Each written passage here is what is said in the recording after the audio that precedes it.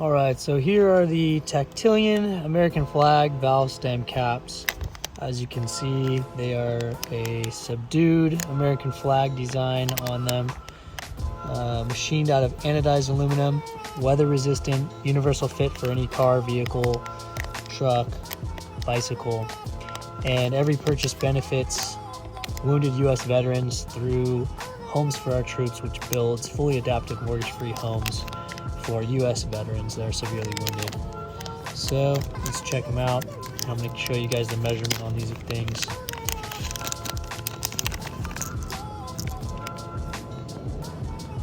So there they are, subdued pattern, the American flag on there. Little O-ring in each one. And then we're going to measure the length so you can see the exact length of these guys.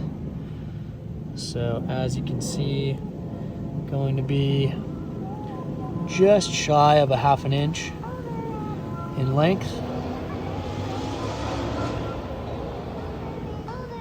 So now that we've gone over the length of our valve stems, we're going to show you what they look like on an actual valve stem.